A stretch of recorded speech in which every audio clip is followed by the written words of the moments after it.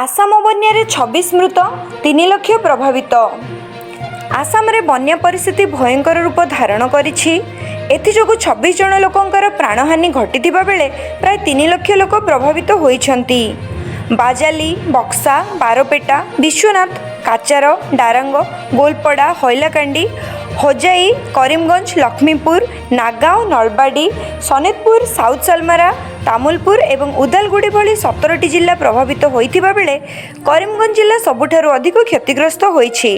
करीमगंज रे सर्वाधिक 2.5 लाख लोक बन्या प्रकोपर शिकार होइथिबा बेले ताहा पछुको तामुलपुर एवं बाजाली जिला रहिछि। सरकारक पक्षरु प्रत्येक प्रभावित जिल्ला रे एकाधिक रिलीफ शिविर खोला जाइछि।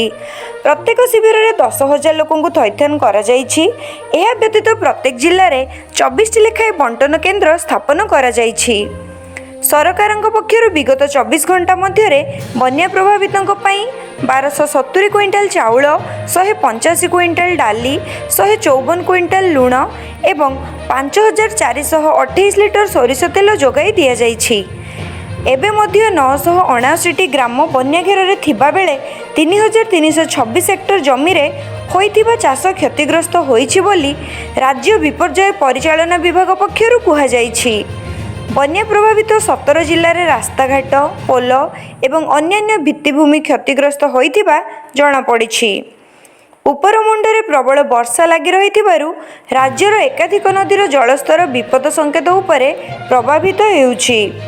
पुनश्च बन्या जोगु प्राय 2.5 लाख गृहपालित पशु प्रभावित होइथिबा कुहा जाउछि।